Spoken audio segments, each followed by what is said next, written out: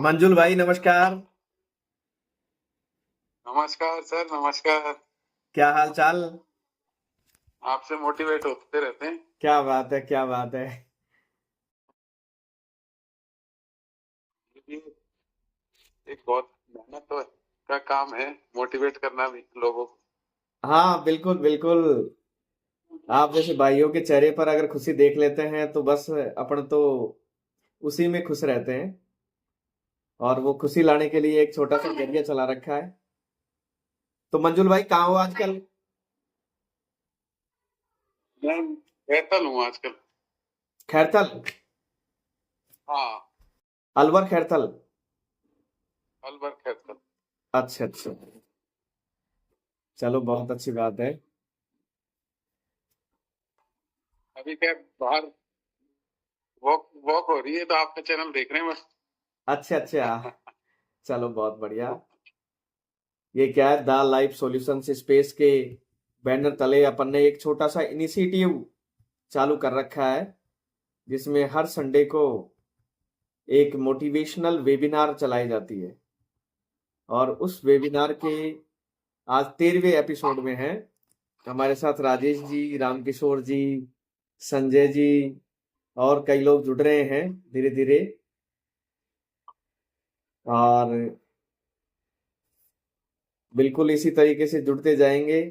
और आप सबसे बातचीत करते हुए अपन ने जो आज का विषय रखा है, मेरी भूमिका, उसके बारे में अपन चर्चा करेंगे। तो द लाइफ सॉल्यूशंस स्पेस के इनिशिएटिव में चलाई जा रही मोटिवेशनल सीरीज आओ खुद को जाने के 13वें एपिसोड में आप सभी का हार्दिक स्वागत है।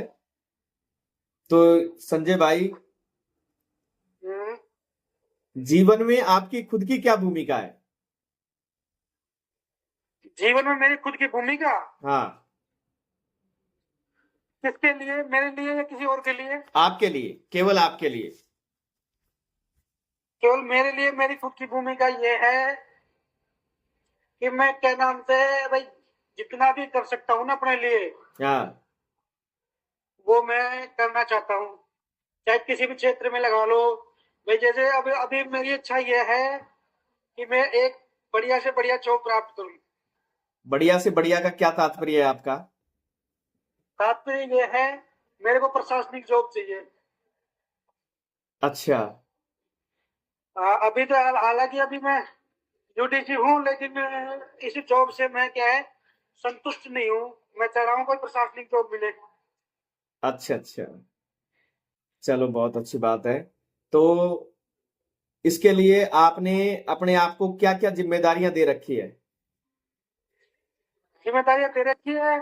मैं पढ़ता हूँ, नौकरी के साथ साथ पढ़ता हूँ। अच्छा। हाँ, और क्या क्या जिम्मेदारियां दे रखी है? बस पढ़ना ही है। और तो कौन सी जिम्मेदारी है? भाई आप पढ़ते रहो, तैयारी करते रहो, लगातार कंटिन्यू सिलेक्शन हो जाएगा। अच्छा अच्छा। तो परिवार में आपकी क्या भूमिका है? परिवार में मेरी भूमिका है परिवार को संभालना। जैसे? जैसे कि जो भी पैसा आता है वो घर वालों को दे देता हूँ। हाँ। उससे घर में काफी हेल्प भी मिलती है। और बीच बीच में महीने में घर वालों से मिल लेता हूँ। इससे उनको ये भी लगता है कि लड़का अपना ही है अभी तो, अच्छा। ज्यादा दूर गया नहीं है। चलो चलो अच्छी बात है। तो संजय एक बात और बताओ कि प्रोफेशनल लाइफ में अपना कैसे रोल निभाते हो? प्रोफेशनल लाइफ में हाँ। मैं रोल निभाता हूँ अपना। भाई जो जिम्मेदारी मेरे को दी गई है ना डिपार्टमेंट में, हाँ। तो डिपार्टमेंट के द्वारा जो भी मेरे को जिम्मेदारी दी गई है, उस जिम्मेदारी को मैं टाइम पे पूरा करता हूँ। अच्छा। जैसे कि इसमें मेरी जो पोस्ट है, उस पोस्ट में क्या है, कुछ प्रभार होते हैं। हम्म। तो उन प्रभारों को मैं अपना अपनी जिम्मेदारी समझ करके उनको पूरा करने की कोशिश करता हूँ। तो टाइम पे स्कूल जाना, टाइम पे आना और टाइम पे काम करना। अच्छा अच्छा, चलो बहुत अच्छी बात है। और परिवार परिवार को और प्रोफेशनल लाइफ को किस तरीके से मैनेज करते हो?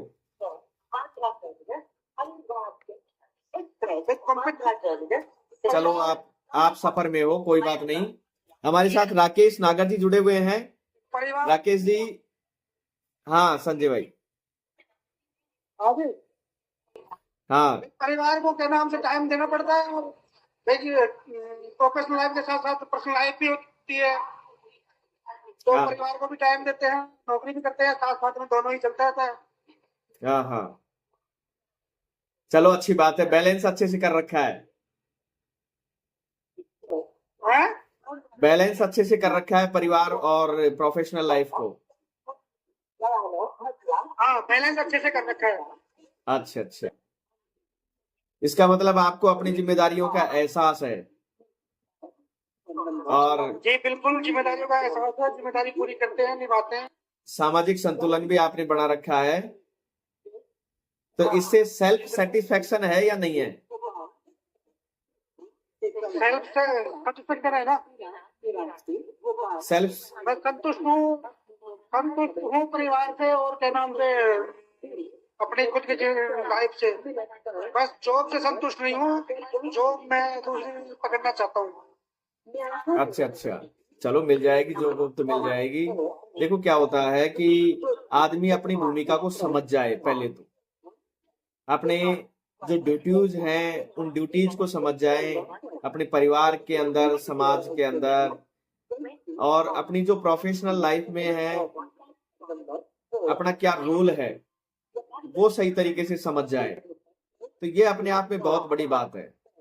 और पर्सनल लाइफ और प्रोफेशनल लाइफ, इन दोनों को मैनेज करते हुए चले, और इन दोनों को मैनेज करते हुए अपनी सोशल लाइफ में भी अपना रोल प्ले करे, स्पिरिचुअल रोल भी अपना प्ले करे, जिससे क्या है कि मानसिक रूप से भी आदमी शांति प्राप्त हो जाती है उसको। और जैसे मान लो कि एक व्यक्ति एक रोल के अंदर घूमता रहता है तो उससे सेल्फ सेटिस्फेक्शन नहीं मिल पाता है। तो वो सेल्फ सेटिस्फेक्शन के लिए अपनी जिम्मेदारियों को समझकर पूरी ईमानदारी के साथ समर्पण भाव से तो काम करना ही करना है। लेकिन इसमें सबसे जो इम्पोर्टेंट बात वो है कि आपने जो गोल बना रखा है उस गोल को एनालाइज करते रहें कि क्या जो आपने गोल बना रखा है, ये जो गोल बना रखा है ये आपका पूरा हो रहा है या नहीं हो रहा है, या आप जो कोशिश कर रहे हो वो सही दिशा में कोशिश कर रहे हो कि नहीं कर रहे हो, और उसका एनालाइज करते रहें कि अपन कहाँ तक पहुंचे। बिल्कुल बिल्कुल। हाँ, और डिसीजन पावर को थोड़ा सा मजबूत बनाएं। बाकी आप बहुत अच्छा कर रहे हो, अच्छा करते रहो। अभी आप सफर में चल रहे हैं तो बने रहें आप हमारे साथ, और धीरे धीरे लोग आते रहेंगे। आपके बैकग्राउंड से ट्रेन की काफी आवाज आ रही है हमारे साथ। हाँ, वो स्टेशन पे हूँ। हाँ हाँ बिल्कुल, तो म्यूट कर लें आप और आराम से सुनते रहें। हमारे साथ दिनेश जी बने हुए हैं। दिनेश जी स्वागत है आपका। सर नमस्ते। नमस्ते नमस्ते, कैसे हैं दिनेश जी? बस सर ठीक है। हाँ बिल्कुल, बहुत अच्छी बात है। और दिनेश जी, आज का हमारा जो विषय है वो है माई रोल, मेरी भूमिका। तो हम आपसे जानना चाहेंगे कि आप अपनी भूमिका को परिवार के साथ किस तरीके से देखते हैं और परिवार में अपना रोल किस तरीके से प्ले करते हैं। दिनेश जी, क्योंकि आप एक यूथ एक्टिविस्ट हैं और बहुत अच्छे से आपने पूरे इंडिया के यूथ को इकट्ठा करके और उनको लीड कर रहे हैं, तो यह अपने आप में बहुत बड़ी बात है। तो दिनेश जी, आप थोड़ा सा बताएं कि आपने टीम को किस तरीके से इकट्ठा किया और आपने उस टीम को बनाने के लिए, एकता बनाने के लिए अपनी भूमिका को किस तरीके से निभाया। जी जी सर। जी। सबसे पहले सर मेरे मन के अंदर मैंने ये बिठाया कि परेशानियां काफी आएगी पर हम कर सकते हैं इस चीज के लिए। और सबसे बड़ी चीज है, अपने आप पर मैंने विश्वास किया कि हम जिस काम को करने जा रहे हैं उसमें हमें पता है काफी अड़चने आएगी, काफी कहूँ तो बहुत मुश्किल काम था। जी। जिस प्रकार से हमारे साथ परिस्थितियां आई, पूरे देश के युवाओं से बातचीत करना, उनको जोड़ना सबसे बड़ी चीज है। कि एक तो भाषा का बहुत ज्यादा इश्यूज आते हैं हमारे पूरे देश में। अलग अलग भाषा अलग अलग राज्यों में चलती है। जैसे उत्तर भारत में हिंदी बेल्ट के जो राज्य हैं वो हिंदी को अच्छे से समझ पाते हैं। दक्षिण में जाए तो वो इंग्लिश या उनकी क्षेत्रीय भाषा है उसमें काफी वो होती है। पूर्वी भारत में जाए तो उसमें भी उधर क्षेत्रीय भाषा में ज्यादा युवा जुड़ वो अपनी बात रख पाते हैं। जी। कई बार हमको ट्रांसलेशन भी करना पड़ता है, इंग्लिश हिंदी। और अन्य राज्य से पूर्वी राज्य हैं या अन्य जो अपने क्षेत्र भाषा है तो उनमें भी वो ट्रांसलेशन करते हैं। हम जो साथियों को पकड़ के सिखाते हैं कि आप अपने राज्यों के साथियों को किस प्रकार से आप हैंडल करते हैं, उनको कैसे समझा पाओगे वो आप कर सकते हैं। साथ ही में सबसे बड़ी भूमिका हमारी ये रहेगी, सबसे बड़ी चीज हमारी ये रहेगी, एक दूसरे पर विश्वास हम लोगों ने किया सभी ने। जी। हर जगह ऐसा होता है कि कई जगह हमको डिफॉल्ट भी लोग कर देते हैं कि कई चीजों को लेकर। पर हमने सबसे बड़ी चीज हमारे अंदर यही रही, जितने साथी हमारे शुरू में जो लॉयल मिले हमको, आज तक वो हमारे साथ दे रहे हैं, वो जी। पीछे हटे नहीं। यही सबसे बड़ी हमारी प्रेरणा थी कि हम यहाँ तक पहुंचे। और हमारा एक जो लक्ष्य है, जी। उद्देश्य है कि हम पूरे भारत के यूथ के साथ जो शोषण किया जा रहा है वो न्याय मिले। तो उसके लिए हम प्रयास कर रहे हैं और पूरी उम्मीद है कि हम उसको जीतेंगे और एक अन्याय के खिलाफ हमारी जीत होगी। और सबसे बड़ी चीज ये होती जब अपनी भूमिका आ जाती है। तो मैंने मेरी जहाँ पर जरूरत महसूस हुई या मैं अपना जो भी मैंने किया उसमें मैंने ये किया कि मैं अपनी जगह पीछे नहीं हटा, चाहे सर्दी हो, बरसात हो या गर्मी हो। जब दिल्ली जाने की बात हुई, दिल्ली जंतर मंतर पर हमने धरना प्रदर्शन किया हो, या हम जितने भी केस में हमारी सुनवाई होती थी जाना होता है, जी। तो हमने बिल्कुल भी बहानेबाजी नहीं बनाई कि मैं नहीं जा सकता। मैंने खुद ने बिल्कुल भी, चाहे कैसी भी परिस्थिति हो, तो मैं दिल्ली गया और सभी साथियों को विश्वास दिलाया कि हम कर सकते हैं अगर कुछ करने की चाहत हो तो। बिल्कुल। और परेशानियां काफी झेली, उसके बावजूद हमने ये यहाँ तक पहुंचे। और मेरा हमेशा ये रहता है, परिवार की भूमिका हो चाहे अपना पर्सनल रिलेशन हो, कि मैं अपना बेहतर से बेहतर दूं और 100% उसमें देने की कोशिश करता हूँ। भले हार जीत तो हर चीज में होती है, उस चीज से मैं डरता नहीं हूँ कि मैं यहाँ पर करने पर हार जाऊंगा या मैं सफल नहीं हो पाऊंगा। बस अपना प्रयास है वो मैं करता रहता हूँ। थोड़ा थोड़ा करने पर एक अच्छा मुकाम हमने हासिल किया। काफी लोग हमको धोखा भी दे गए थे हमारे से जो किया हमने। जी। पर हमने उन लोगों को उनको उनके पीछे नहीं रहे कि हम उनके पीछे भागे कि आप लोग ऐसा किया। हमने छोड़कर हमने आगे बढ़े और हर परिस्थिति का सामना हमने किया और अभी भी हम कर रहे हैं। सबसे बड़ी चीज होती है जब ऐसी चीजें होती है तो फाइनेंशियली सपोर्ट सबसे बड़ा होता है। तो उसमें भी हमने विश्वास से काफी लोगों ने हमको सहयोग किया। ये सबसे बड़ी चीज रही। मैं आज 50 रुपए भी लोग नहीं देते हैं। जी। अगर हम किसी से पैसा मांगे तो 50 रुपए भी हमको लोग नहीं दे पाएंगे, पर विश्वास जितना और लोगों को उम्मीद थी कि ये बंदा हमारा पैसा नहीं खाएगा या भाग के नहीं जाएगा, या तो लोगों ने पैसा भी दिया और हम पूरी तरह से लड़ाई को लड़ रहे हैं। बिल्कुल क्या ही बिल्कुल कहूँगा सर। दिनेश जी, बहुत अच्छी बात है। तो दिनेश जी, इसमें आपको यूथ को एक साथ लाने में और टीम के साथ काम करने में सबसे बड़ा चैलेंज क्या सामने आया आपके, और उसको किस सर तरीके से इसमें फेस किया? सबसे बड़ा चैलेंज मैं समझा कि लोगों के अंदर विश्वास, लोगों को या विश्वास में लाना या उनको अ, तैयार करना कि मैं जो कर रहा हूँ और मैं आप लोगों को धोखा नहीं दूंगा या लोगों को एक साथ जोड़ने में, ये सबसे बड़ी हमारा चैलेंज रहा। और सबसे बड़ा चैलेंज ये रहा कि यूथ को सेटिस्फाइड करना सबसे बड़ी चीज, वो हमने किया। और भाषा का तो मैंने आपको पहले कहा था कि भाषा का इशू काफी आया था, पर हमने उसका सॉल्यूशन भी किया। हम खुद ट्रांसलेशन कर लेते अन्य भाषाओं का या इंग्लिश का या हिंदी का, जो भी होता था हम करते थे। बिल्कुल और सबसे बड़ी सर यही होता है कि एक दूसरे का विश्वास सबसे बड़ी चीज है। हम जिस सर्कल में जुड़ रहे हैं, हम अनजान लोग कभी एक दूसरे से मिले नहीं, देखा नहीं, सिर्फ सोशल मीडिया के माध्यम से या व्हाट्सएप के माध्यम से हम जुड़े और विश्वास किया एक दूसरे पर, वही सबसे बड़ी चीज रही।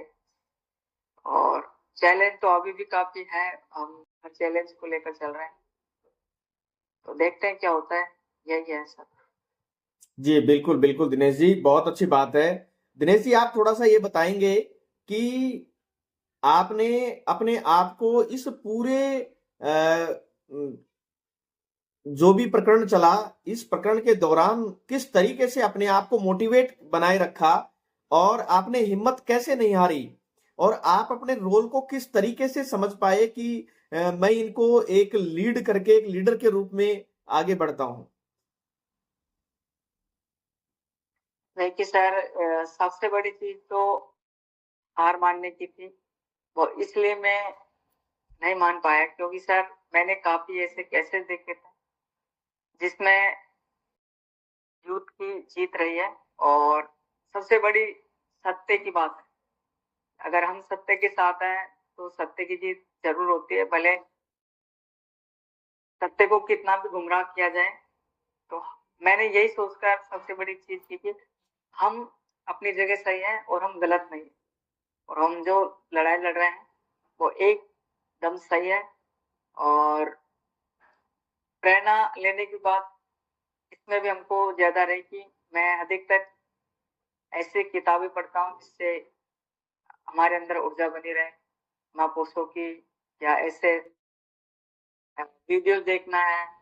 और साथ में मैं हर किसी से प्रेरणा लेता था, जो ऐसे मैं हर रोज न्यूज़पेपर पढ़ता हूँ तो उसमें भी काफी चीजें आती है जो प्रेरणादायक, उनसे प्रेरणा लेता हूँ। और सबसे बड़ी प्रेरणा यह है कि सर मैंने मेरे जीवन में काफी संघर्ष किया, तो उन चीजों से मैंने प्रेरणा लेके यार जब यहाँ पर हम हार नहीं पाए तो यहाँ पर भी हम हारेंगे नहीं। और लोगों को एकजुट करने के लिए सबसे बड़ी चीज रही कि हमारे जितने भी साथी मिले हमसे, एक टीम बनी, को टीम बनी, उसमें हर साथी से सलाह लेते थे ये काम हम कर रहे हैं, अगर इसमें कुछ सुझाव हो आपके या कुछ आपको लगता है कि इसमें ऐसा करने पर ऐसा कर सकते हैं और ये बेहतर हो सकता है, तभी की हमने सलाह मशवरा भी की। और लोगों का जो सुझाव होता था हम उनको मानते भी थे। पर मैंने एक बात हमेशा ये मेरी अपनी रखी कि अगर मुझे लगता था कि इससे कार्य करने से या इस बात को रखने से या ऐसा करने पर हम अच्छे से नहीं कर पाएंगे, तो मैं किसी भी बंदे की बात नहीं मानता था या मैं उनके सुझाव को इग्नोर कर देता था, या मैं अपनी बात को संतुष्टि से रखता था कि मैं यहाँ पर ये सही है और इसी पर हम रहेंगे। तो सबसे बड़ी बात ये रही कि जितने भी साथी हमारे कोर टीम में थे उन लोगों ने मेरे सुझाव को प्रॉपर माना, और कभी भी उन्होंने मैंने जो कह दिया उस बात को टाली नहीं और या उन्होंने विरोध नहीं किया जो हमारी कोर टीम में शामिल हुए थे। ऐसा नहीं कि मेरी हर चीजों का विरोध नहीं हुआ है, पर काफी लोग थे उन्होंने किया है, वो आज हमसे जुड़े नहीं है या वो कहीं दूर चले गए। पर जो लोग शुरू में जुड़े हैं या शुरू में जिन लोगों ने साथ देने की ठान ली वो आज भी है और आज भी साथ दे। जी। तो ये सबसे बड़ी चीज तो हमारी रही है। तो दिनेश जी बहुत अच्छी बात है। अब आप ये बताएं कि आप युवाओं को, आज के युवाओं को, जो कि आप जानते हैं कि अधिकांश युवा हमारा डिजिटल मीडिया पर और सोशल मीडिया पर घूम रहा है और रील्स का दौर चल चुका है, जो कि वो 10-10 5-5 सेकंड की रील के अंदर देख के और अपना डिसीजन भी ले लेता है कि ये रील अच्छी है कि बुरी है, कि इसको देखूं कि नहीं देखूं, या इसमें क्या है क्या नहीं है, और वो स्वाइप करता रहता है दिन भर और अपने टाइम को वो भूल जाता है। और इस दौर में आपने युवाओं को साथ में लेकर और एक मिशन की ओर आगे बढ़े, तो आप युवाओं को क्या संदेश देना चाहेंगे कि वो अपनी भूमिका किस तरीके से निभाए? आप क्या कहना चाहेंगे युवाओं से?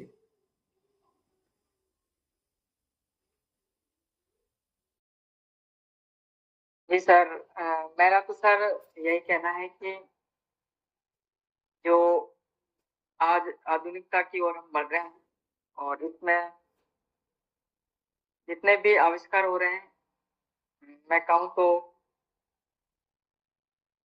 हमारी जो आने वाली जनरेशन है जो वर्तमान में है उनके बेहतरी के लिए कार्य किया जा रहा है। पर दो पहलू होते ही हैं, एक अच्छा और एक बुरा। जी। तो हमारा अधिकतर युवा नेगेटिव चीजों में ज्यादा फंस रहा है और फंसता भी है। यूज करें उतना ही यूज करते हैं जितना हमें उपयोगी साबित हो, हमारे लिए लाभदायक। मान लीजिए हमारे कोई इम्पोर्टेंट या कुछ हम कार्य कर रहे हैं, उसकी हम पोस्ट करते हैं, लोगों को दिखता है, उससे इंस्पायर होते हैं, प्रेरणा लेते हैं, तो उसका भी लिमिट समय रखे तो अच्छा है। और सबसे बड़ी चीज यही है कि मैं तो यही कहना चाहूंगा कि आज के उसमें बात कहूँ तो कि हमें जितने भी बुरी चीजें हैं उनका त्याग करना करके ही हम आगे बढ़ सकते हैं। और सबसे बड़ी अपने आप में विश्वास रखे कि मैं जिस भी फील्ड में जा रहा हूँ, फील्ड कोई सा भी हो, चाहे वो खेल जगत हो, चाहे शिक्षा का क्षेत्र हो, चाहे बिजनेस का हो, चाहे वो सरकारी गवर्नमेंट जो जॉब्स होती है उनका हो, किसी भी फील्ड में जाए वो, चाहे वो एक संगीतकार हो या डांसर हो, किसी भी प्रकार का, जी। अगर उसमें उसको लगता है कि मैं बेस्ट कर सकता हूँ, उसमें उसको अपना अभ्यास रखना चाहिए, प्रयास करना चाहिए कि मैं इसमें कर सकता हूँ और अपना 100% देना चाहिए। और सबसे बड़ी चीज है कि अपने नजरिए को में बदलना चाहिए और लोगों की उस बात पे ना जाए। सबसे बड़े सबसे ज्यादा हमारे जो सपने टूटते हैं या हम उन सपनों को अपने अंदर ही मार लेते हैं कि लोग क्या कहेंगे, लोग क्या सोचेंगे, लोग हमारे बारे में हंसेंगे या क्या बोलेंगे। इन बातों को लेकर हमारा युवा अपना जो सपना होता है, अपना जो स्किल्स होती है अपने अंदर या अपने अंदर हुनर होता है, उसको हम मार देते हैं और हम बस एक ही रटन पे चलते रहते हैं कि मान लीजिए किसी ने कह दिया कि सरकारी जॉब अच्छी है, आपको इसी को करनी है, कुछ भी हो जाए, भले उसके अंदर अलग से एक अच्छी स्किल्स है, वो अच्छा बोल सकता है, अच्छा गा सकता है, अच्छा डांस कर सकता है, अच्छा खेल सकता है, पर उसके अंदर माइंड में ये बिठा दिया कि यार नहीं, अगर एक जॉब मिल जाती है तो अपना जीवन अच्छा चल सकता है। जी। और सबसे बड़ी बात यही है कि हमें लोगों पर नहीं और अपने मन के अंदर अपने कॉन्फिडेंस को बनाए रखें और अपने विश्वास के साथ जो कार्य कर रहे हैं में हम अच्छा कर सकते हैं वो करें। और रही बात लोग क्या कहेंगे सोचेंगे, तो उन चीजों को करने से डरे जो सत्य है और शाश्वत है कि हम गलत कर रहे हैं।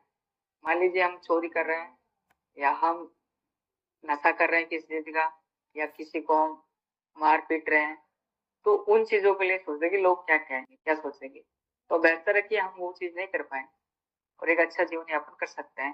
तो सबसे बड़ी भूमिका हमारी यही रहेगी जीवन में कि हम अच्छाई की तरफ जाए और लोगों को एक हमारा जीवन प्रेरणादायक बने, ऐसी सोच हमेशा रखें।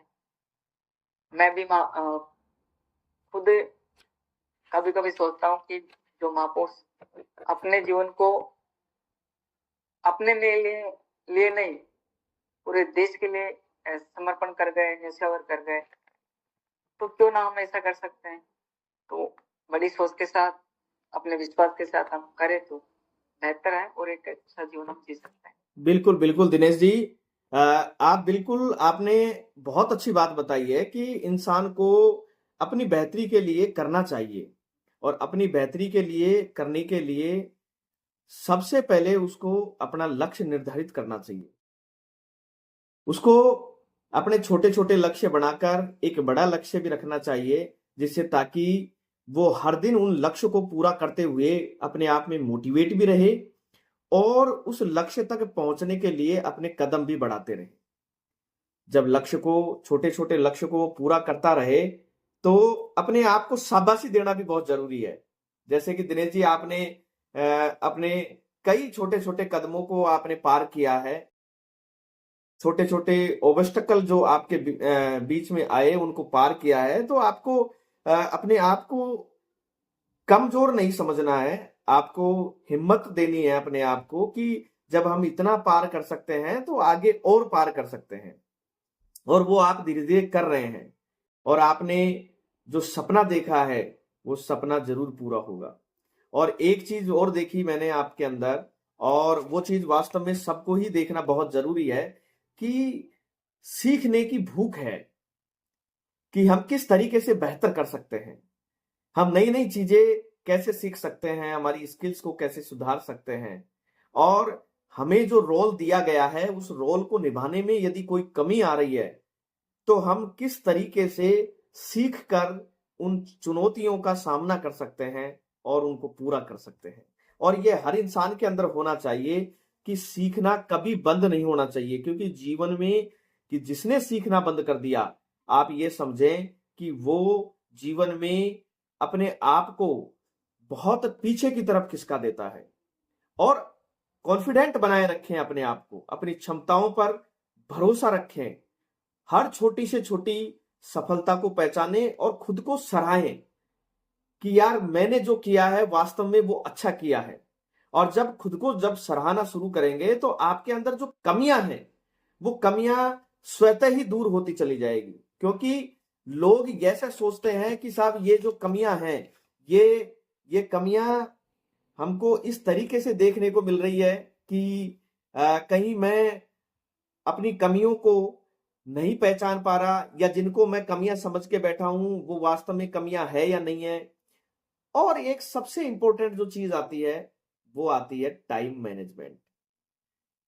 अपनी प्रायोरिटीज को समझे। हमने एक वेबिनार किया था, उसके अंदर हमने टॉपिक रखा था कि हमारी प्रायोरिटीज को समझे, हमारी प्रायिकता क्या है, काम करने की प्रायिकता क्या है। हर व्यक्ति इस तरीके से मोटिवेट अपने आप को रख सकता है कि मुझे पहले ये काम करना है, फिर मुझे ये काम करना है, फिर मुझे ये काम करना है। तो इस तरीके से जब वो अपनी प्रायोरिटीज को समझता है तो अपनी प्रायोरिटीज को समझकर और वो काम करता है तो काम बेहतर तरीके से भी होगा, और बेहतर तरीके से होने के साथ में आपके टाइम का प्रॉपर यूटिलाइजेशन भी होगा। और यदि प्रॉपर यूटिलाइजेशन हो जाता है तो आपके अंदर एक चीज देखने को मिलेगी कि आप व्यवस्थित तरीके से काम भी होता चला जाएगा, मन को भी संतुष्टि मिलेगी और आपका एक रूटीन बन जाएगा।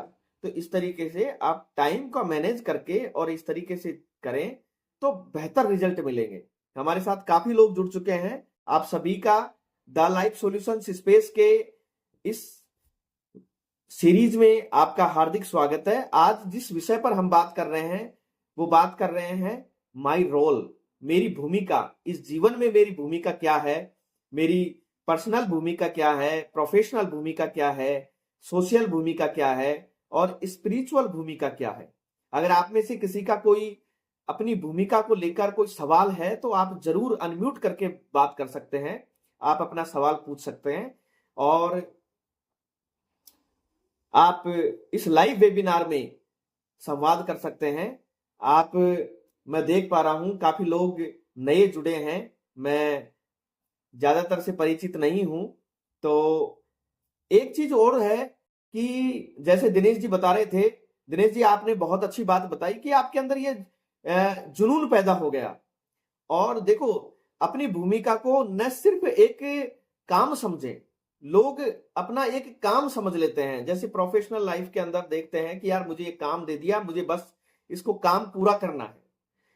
इसको न केवल अपना काम समझे बल्कि इसको अपना गोल बनाकर काम करें, इसको अपना उद्देश्य समझे कि यार ये मेरा एक टारगेट है, मुझे ये कंप्लीट करना है और इसको दिल से करें। क्योंकि दिल से करे हुए काम में कभी थकान नहीं होती और ना ही आपका मनोबल गिरता है। आपका मनोबल और मोटिवेशन बनाए रखने के लिए उस काम को दिल से करें और उस काम को अपने गोल से रिलेट करते हुए करें कि इस तरीके से मैं अपना गोल भी पूरा कर पाऊंगा। जैसे मान लो किसी का गोल इस तरीके का है कि मुझे यार अपने आप को खुश रखना है और लोगों को भी खुश रखना है, तो अपने काम को इस तरीके से मैनेज करते हुए करें कि वो लोगों से बातचीत करते हुए कन्वर्सेशन के साथ में अपने काम को पूरा करें।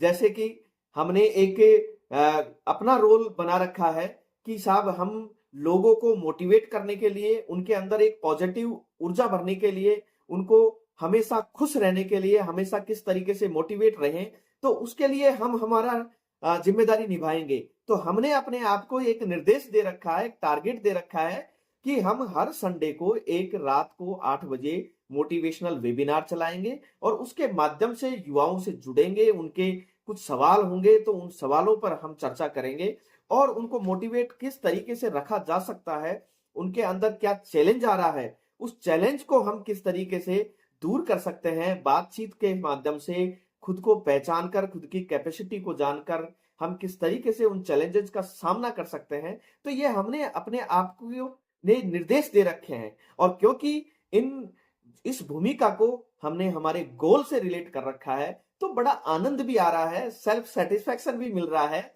और लोगों को भी इसमें जुड़ने पर बड़ी खुशी मिलती है और कुछ सीखने को मिलता है।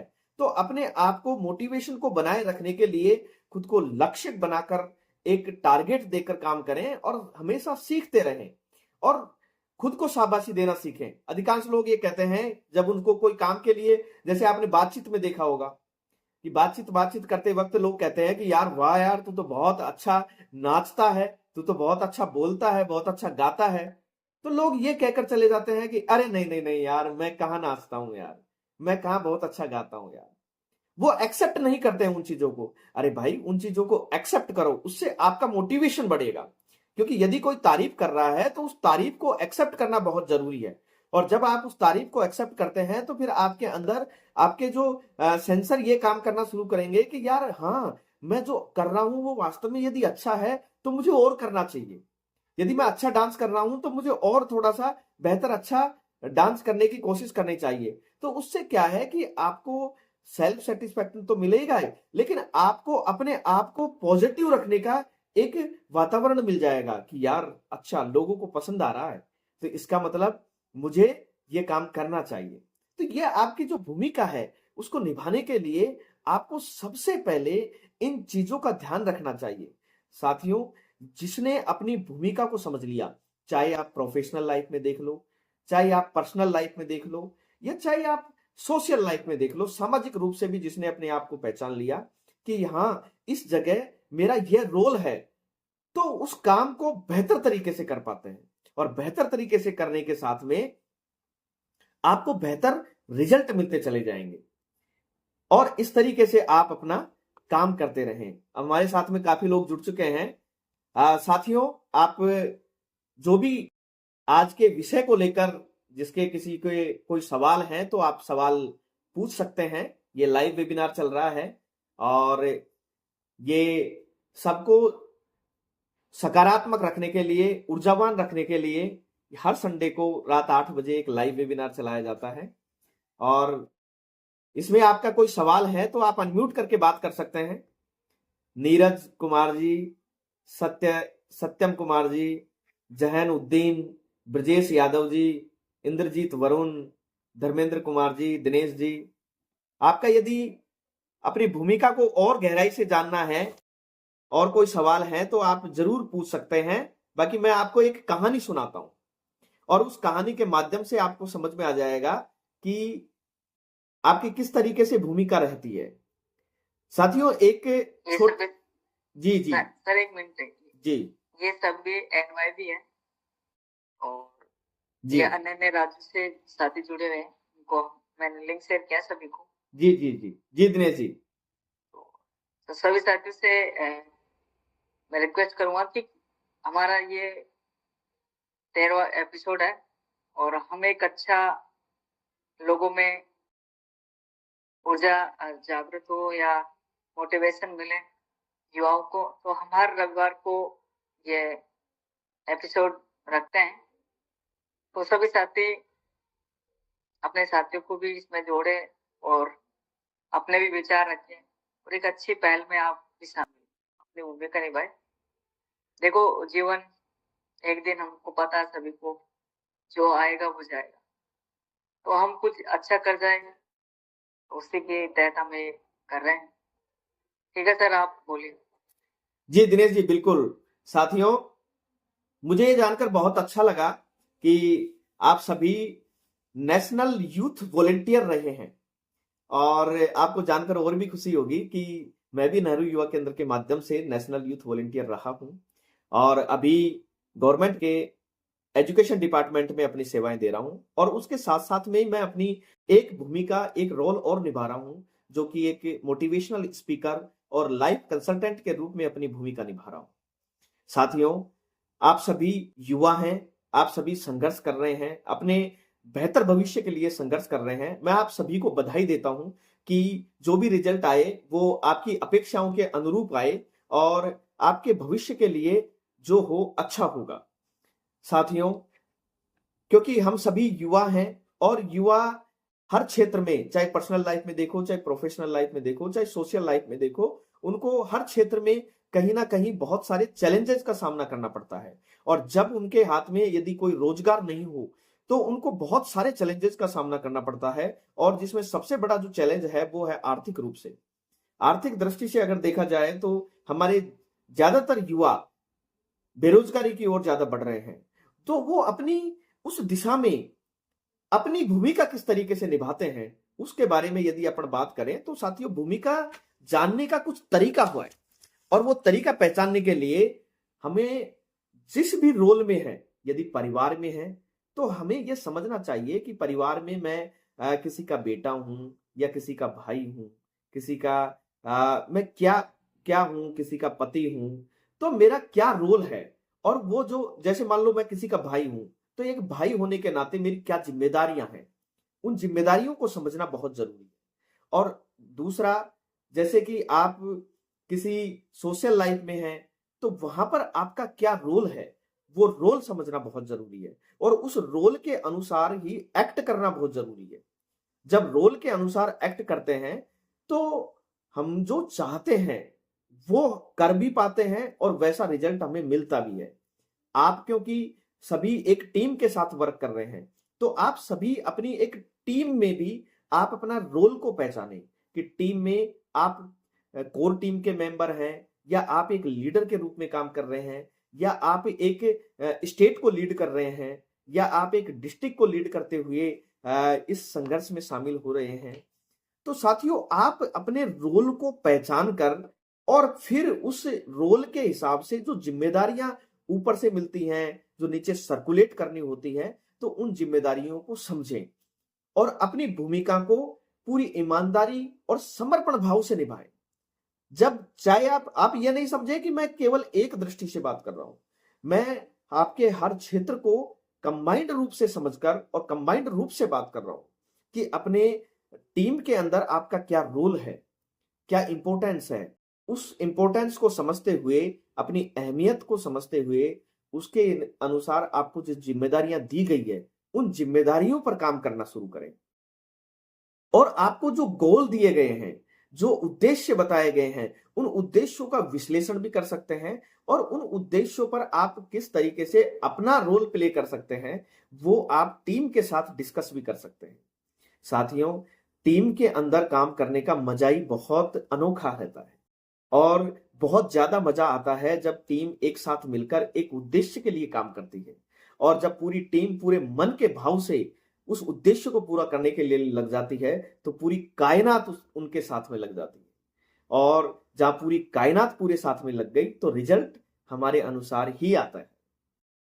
और एक पॉइंट आता है कि जो डिसीजन लेने की जो पावर है वो आप सबके अंदर होनी चाहिए। जैसे कि आप एक डिस्ट्रिक्ट को लीड कर रहे हैं या स्टेट को लीड कर रहे हैं, तो आपका खुद का एक सेल्फ डिसीजन भी होना चाहिए कि मुझे किस तरीके से काम करना है। आप परिवार के अंदर हैं या प्रोफेशनल लाइफ के अंदर हैं, तो वहां पर भी आपका सेल्फ एक डिसीजन लेने की पावर होनी चाहिए। और एक आता है आपकी योग्यताएं, आपकी क्या स्पेशलिटी है। साथियों, अपनी जो स्पेशलिटी है उसको नहीं छोड़ें। यदि आप इसके साथ साथ में और भी कोई स्पेशलिटी रखते हैं, कोई इंटरेस्ट रखते हैं, तो आप उनके अनुसार अपना काम करें, क्योंकि स्पेशलिटी हर व्यक्ति के अंदर होती है। हर व्यक्ति के अंदर स्पेशलिटी होती है, कोई ना कोई अनोखा गुण होता है। उस गुण को पहचान कर और आप उस गुण को पहचान कर उसकी दिशा में किस तरीके से आप आगे बढ़ सकते हैं और नए कीर्तिमान स्थापित कर सकते हैं, उस दिशा में आप आगे बढ़ें। साथियों, आज के इस विषय को लेकर और किसी भी तरीके के यदि जीवन में कोई भी संघर्ष का सामना करना पड़ रहा है या डिमोटिवेशन महसूस हो रहा है, तो आपका कोई भी किसी भी तरीके का डिस्कशन है तो आप अनम्यूट करके बात कर सकते हैं। मैं आप ही का साथी हूं और आपसे यह केवल भाषणबाजी का सेशन नहीं है। यह हम बातचीत के माध्यम से, युवाओं के साथ बातचीत के माध्यम से ही हम मोटिवेशन के एक पॉइंट पर पहुंचते हैं, जिससे कि हम एक दूसरे के साथ बातचीत करके ऊर्जावान रह सकें, एक सकारात्मक ऊर्जा का संचार कर सकें। तो आप बात कर सकते हैं, अनम्यूट करके बात करें।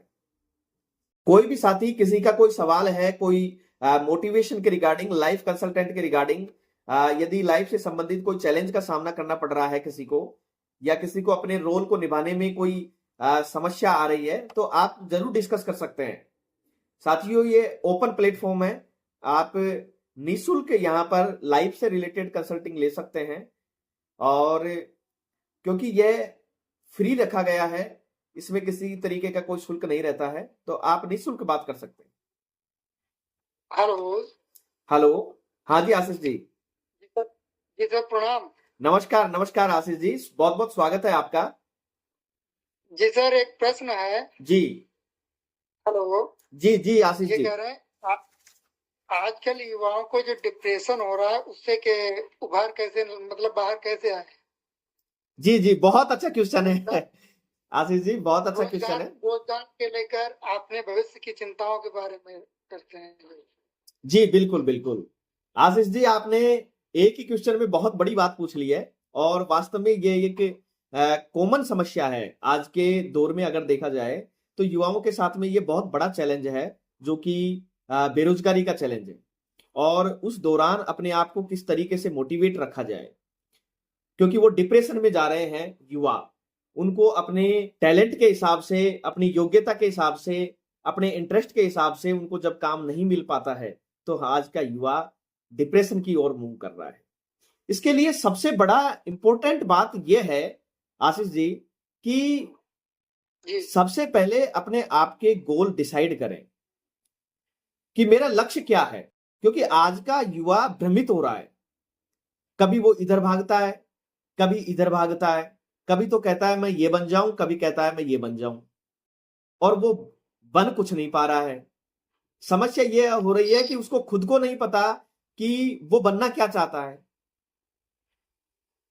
यदि वो अपना गोल डिसाइड करें, तो उसको आधा रास्ता ये साफ हो जाता है कि मुझे जाना इस दिशा में है। दूसरी बात है बिल्कुल उसकी सर। स्किल्स।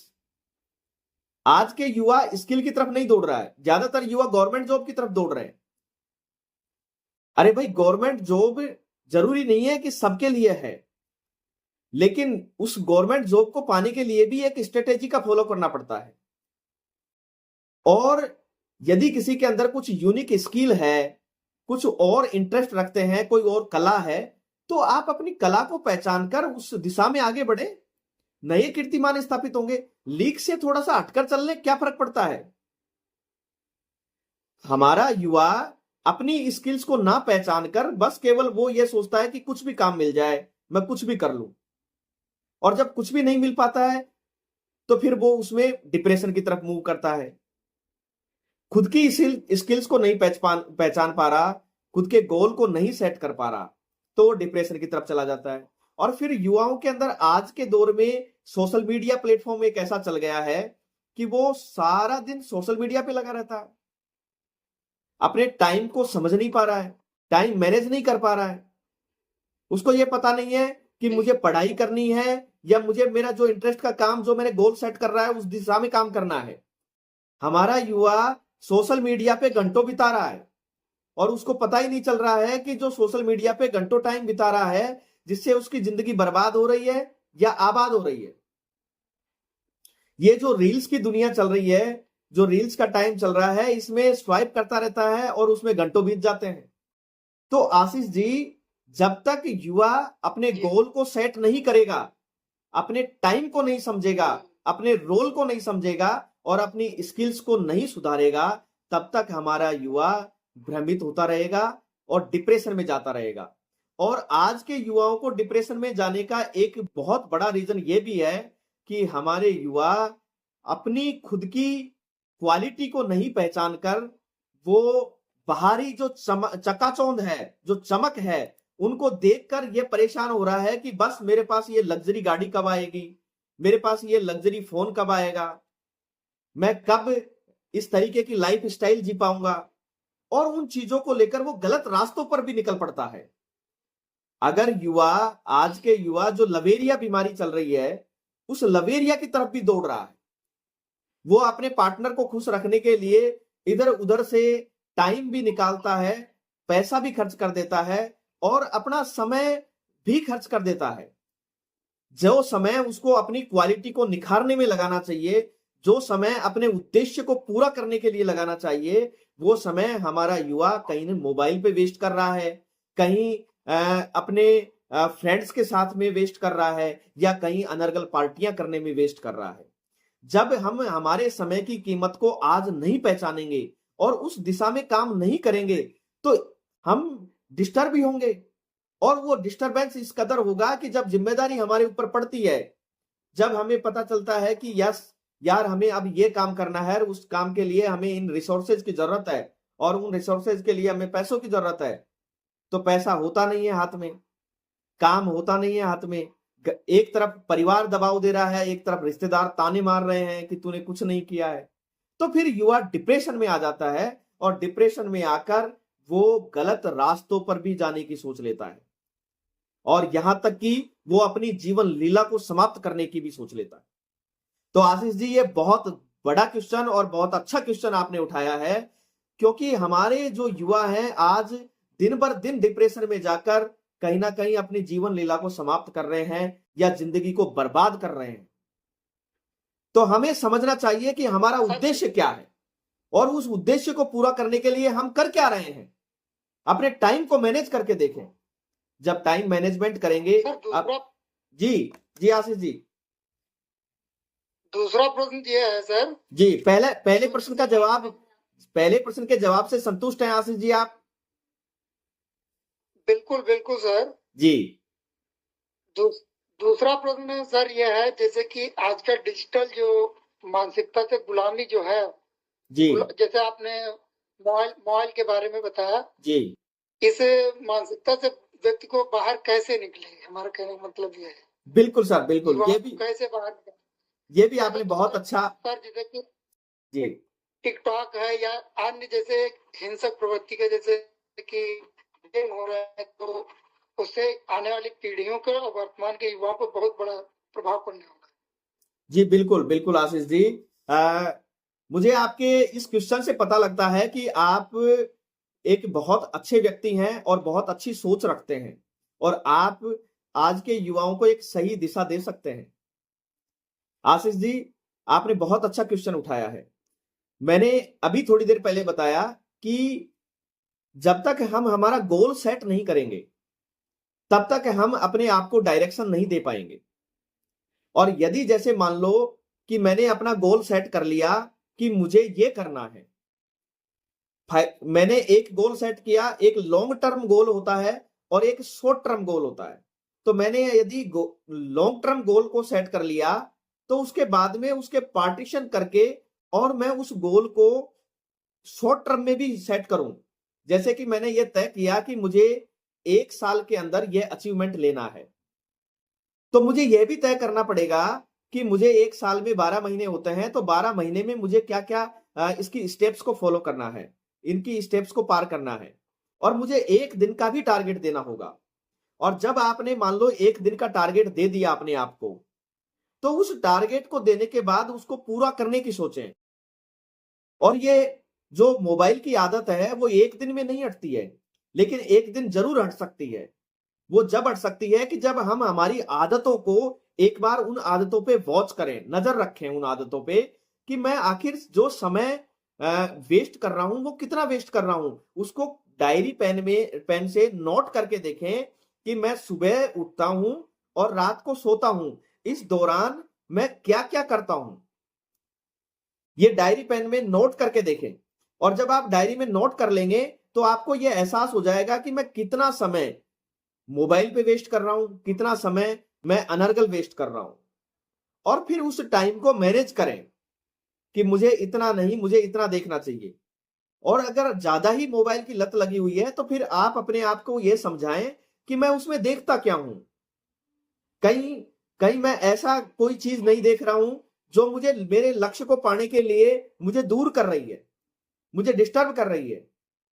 क्योंकि मोबाइल बुरी चीज नहीं है, मोबाइल निर्जीव चीज है, उसको ऑपरेट हम कर रहे हैं, वो हमारे अनुसार चल रहा है। लेकिन ये जो सोशल मीडिया है उसके अनुसार हम चल रहे हैं। तो हमें यह समझना है कि जितना मैं चाह रहा हूं उतना ही मोबाइल चला पा रहा हूं या मोबाइल जितना चाह रहा है मैं उसको उतना चला रहा हूं। तो जब तक हम हमारे गोल को सेट करके और टाइम को मैनेज नहीं करेंगे तब तक इस बात का एहसास ही नहीं होगा कि हम वेस्ट कर रहे हैं समय को। और तीसरी बात कि छोटे छोटे टारगेट देके अपने आप को यह तय करवाएं कि मुझे बस 1 घंटे तक मोबाइल को बंद करके रखना है और मुझे 1 घंटे तक अपना ये पढ़ाई करनी है या अपना ये काम करना है, और फिर उसके बाद में मोबाइल देखें। जब आप अपना टारगेट दे देंगे अपने आप को और वो टारगेट जब पूरा होगा तो मन को खुशी मिलेगी, और जब मन को खुशी मिलेगी तब धीरे धीरे ऑटोमेटिकली उस आदत से आपको छुटकारा मिल जाएगा। ये एक प्रैक्टिस से होगा, 1 दिन में नहीं होगा, इसके लिए आपको प्रैक्टिस करनी पड़ेगी। हाँ आशीष जी। जी जी सर। और कुछ पूछना चाहते हैं आशीष जी? जी, जैसे कि व्यक्ति जैसे डिप्रेशन में जाते जाते जी धीरे धीरे वो और मतलब उसमें गहराई में चला जाता है। हाँ। दिमाग मतलब सोचना बंद, अगर जैसे कि कोई काम कर रहा है तो वो धीरे धीरे उसी पे मतलब ध्यान उसी पे लग गया है, या कह सके उसी में गुम हो जाते हैं, ये चीज है। जी बिल्कुल बिल्कुल बिल्कुल। उसके पीछे कारण यह रहता है आशीष जी कि आपका डिप्रेशन में जाने के पीछे कारण क्या है। सबसे पहली बात, जैसे क्या आपको भविष्य को लेकर चिंता है, या किसी परीक्षा में आप फेल हो गए हैं, या कोई पार्टनर छोड़कर चला गया है, या आपने जो लक्ष्य तय किया है वो लक्ष्य प्राप्त नहीं कर पा रहे हैं। तो आखिर वो डिप्रेशन किस तरीके का है, या जो जो आपने चाह रखा था, जो आप चाहते थे उससे आपको कितना लगाव था।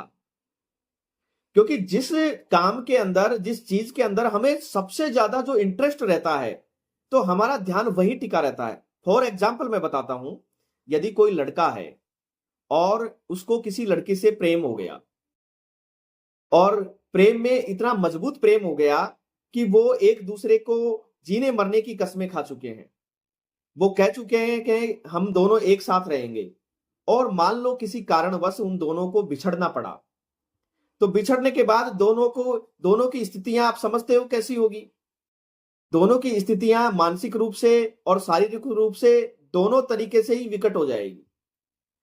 तो उस स्थिति के दौरान वो जो व्यक्ति है वो ये नहीं समझ पाएगा कि मैं क्या कर रहा हूं, क्या नहीं कर रहा हूं, मैं जो सोच रहा हूं वो हो रहा है या नहीं हो रहा है। उसको हमेशा उस अपने पार्टनर की याद आएगी, और वो उस पार्टनर की याद में इतना खो जाएगा, और यदि वो उन स्थितियों को नहीं समझ पाएगा, अपने आप को नहीं संभाल पाएगा, तो फिर वो दोनों एक दूसरे के साथ में जीने मरने की उन्होंने जो कस्में खा रखी थी उसको भी वो पूरा करने की कोशिश कर लेते हैं। तो उस डिप्रेशन से बाहर निकलने के लिए सबसे पहले उस व्यक्ति को किसी ऐसे व्यक्ति से गाइड लेना चाहिए, किसी ऐसे व्यक्ति से बात करनी चाहिए, किसी ऐसे माहौल में उसको डलना चाहिए कि वो अपनी पूरी पीड़ा को किसी दूसरे को सुना दे। क्योंकि वो व्यक्ति अंदर ही अंदर घुटता रहता है कि यार मेरे साथ ही ऐसा क्यों हुआ, वो मुझे छोड़कर क्यों चली गई, क्या मैं इतना बेकार हूं, क्या उसको कोई अच्छा मिल गया। तो इस तरीके के तमाम सवाल उसके दिमाग में आते रहते हैं, क्या मैं उसके लायक नहीं हूं, या वो मेरे पास कब आएगी। तो ये तमाम जो सवाल उसके दिमाग में घूमते रहते हैं वो उसको और ज्यादा डिप्रेशन में लेके जाते हैं, और इतनी गहराई में लेके चले जाते हैं कि वो पागल सा हो जाता है। तो उस स्थिति में सबसे पहले जो रोल होता है वो उसके दोस्तों का होता है, उसके मित्रों का होता है। वो दोस्तों के साथ बैठे और उनको अपनी बात बताएं, और वो ऐसे दोस्तों के साथ बैठे हैं जो दोस्त उसको थोड़ा सा संबल बंधा सके, क्योंकि दोस्त भी कई तरीके के होते हैं, कई खिल्लियां उड़ाने वाले होते हैं जो उसको ज्यादा डिप्रेशन में भी डाल सकते हैं। तो ऐसे लोगों के साथ बैठ के वो अपनी बात को बताएं, और ये मैन टू मैन डिपेंड करता है कि उसके साथ में उस सिचुएशन को किस तरीके से हैंडल करवाया जाए। और यदि कोई ऐसा व्यक्ति है और किसी स्पेशल केस का ऐसा व्यक्ति है, तो आप हमसे कंसल्ट कर सकते हैं कि उस सिचुएशन को किस तरीके से डील किया जाए। लेकिन अपने आप को, क्योंकि वो स्थिति ऐसी है कि वो खुद व्यक्ति नहीं समझ पाएगा कि मुझे संभलना चाहिए, उस दौरान तो उसके जो साथी हैं, उसके जो संगत में हैं, वो लोगों का रोल होता है कि उसको उस टाइम पर संबल बंधवाएं और उसको ऊर्जावान रखें, उसको मोटिवेट रखें, उसको थोड़ा सा वातावरण चेंज करवाएं। तो ये सिचुएशंस के ऊपर डिपेंड करता है आशीष जी। जी और बताएं आशीष जी। ठीक है सर। चलो बहुत अच्छी बात है, बहुत बहुत अच्छे बहुत क्वेश्चन धन्यवाद किए हैं सर। अपने। तो साथियों, आप सभी से इस प्लेटफॉर्म पर मिलकर बहुत अच्छा लगा। द लाइफ सॉल्यूशंस स्पेस एक ऐसा इनिशिएटिव है जो युवाओं को ऊर्जावान रखने के लिए निरंतर काम कर रहा है। मैं आपका साथी engineer Ashok Kuwal, motivational speaker and life consultant. हमने एक सीरीज चला रखी है, आओ खुद को जाने, क्योंकि साथियों आज के दौर में व्यक्ति को खुद की पहचान करना बहुत जरूरी है। खुद की स्ट्रेंथ को समझना, खुद की वीकनेस को समझना और खुद के इंटरेस्ट को समझना आज बहुत जरूरी है। जैसे कि हमारे साथी आशीष जी ने तमाम सवाल किए, और उन सवालों के माध्यम से हमने समझा कि यदि व्यक्ति खुद को पहचान जाए, खुद की इंपॉर्टेंस को पहचान जाए, खुद के रोल को समझ जाए कि मेरा पर्सनल लाइफ में क्या रोल है, प्रोफेशनल लाइफ में क्या रोल है, सोशल लाइफ में क्या रोल है, और उसके अनुसार अपनी जिम्मेदारियों का वो निर्वहन करने लग जाए, तो ये जो डिप्रेशन है और ये जो डिस्ट्रैक्शन होता है वो डिस्ट्रैक्शन हो ही नहीं। और अपने आप को यदि कोई व्यक्ति समझ जाता है, अपनी जिम्मेदारियों का जिस व्यक्ति को एहसास हो जाता है, वो व्यक्ति साथियों हमेशा खुश रहेगा और हमेशा ऊर्जावान रहेगा। तो उसी दिशा में आओ खुद को जाने, यह एक इंस्पायरेशनल मोटिवेशनल सीरीज चला रखी है। उस सीरीज के आज 13वें एपिसोड में हम सभी साथी मिल रहे हैं। आप साथियों से बात करके बहुत अच्छा लगा। आपने सवाल किए, उन सवालों के माध्यम से सभी ने समझा। और क्योंकि साथियों ये हर रविवार को रात 8 बजे सीरीज चलती है, और 8 से 9 बजे तक का यह 1 घंटे का सेशन रहता है। आप सभी साथी इस सीरीज में पधारे, आप सभी का बहुत बहुत धन्यवाद।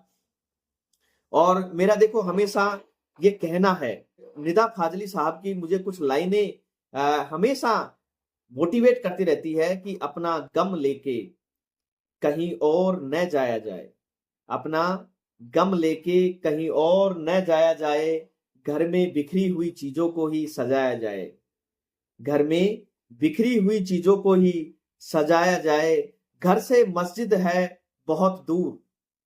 फाजली साहब कहते हैं घर से मस्जिद है बहुत दूर, चलो कुछ यूं कर लें कि किसी रोते हुए बच्चे को ही हंसा जाए, किसी रोते हुए बच्चे को ही हंसाया जाए। तो साथियों, उसी दिशा में आप सभी साथियों को ऊर्जावान रखने के लिए और मोटिवेट रखने के लिए, हमेशा खुश रखने के लिए ये एक मोटिवेशनल सेशन चला रखा है। कोई भी साथी यदि किसी भी तरीके के डिप्रेशन से, तनाव से या किसी चिड़चिड़ेपन से वो फेस कर रहा है, तो आप हमसे कंसल्ट कर सकते हैं। हम जरूर उसके अंदर एक सकारात्मक ऊर्जा भरने का कोशिश करेंगे। साथियों, तो आज के इस सेशन को नेक्स्ट पड़ाव की तरफ लेकर चलते हैं और समापन की तरफ हम आगे बढ़ते हैं। 4 लाइनों के साथ मैं आज के इस सेशन को समापन कर रहा हूं कि जिंदगी में इतनी शिद्दत से निभाइए अपना किरदार, जिंदगी में इतनी शिद्दत से निभाइए अपना किरदार। चाहे आप युवा हैं, आप परिवार में निभा रहे हैं, चाहे प्रोफेशनल लाइफ में अपना किरदार निभा रहे हैं, चाहे सोशल लाइफ में अपना किरदार निभा रहे हैं, चाहे स्पिरिचुअल लाइफ में अपना किरदार निभा रहे हैं, आप किसी भी पोजीशन पर हैं, कि जिंदगी में इतनी शिद्दत से निभाइए अपना किरदार कि हर कोई करने लगे आपसे प्यार। एक झलक पाने को लोग तरसते रहें, आपकी एक झलक पाने को लोग तरसते रहें, और पर्दा गिरने के बाद भी तालियां बरसती रहें, तालियां बरसती रहें। बहुत बहुत धन्यवाद साथियों, आप सभी जुड़े, हमें बहुत अच्छा लगा। और जीवन में किसी भी तरीके की कोई समस्या आए, आप मुझसे कंसल्ट कर सकते हैं। मैं आप ही का साथी हूं और मैं इतना विश्वास दिलाता हूं आपको कि अगर जिंदगी में किसी भी मोड़ पर आपको किसी भी तरीके का डिप्रेशन महसूस हो, चिड़चिड़ापन महसूस हो, या आपको ऐसा लगे कि मुझे यार अकेलापन महसूस हो रहा है, मुझे जिंदगी में कुछ नजर नहीं आ रहा है, मेरी जिंदगी वीरान चल रही है, तो आप मुझसे कंसल्ट करें। मैं आपको विश्वास दिलाता हूं कि आपके अंदर एक पॉजिटिव एनर्जी का संचार करवाऊंगा। इन्हीं शुभकामनाओं और मंगल कामनाओं के साथ आज के इस सेशन को समाप्त करते हैं। बहुत बहुत धन्यवाद, आप सभी जुड़े।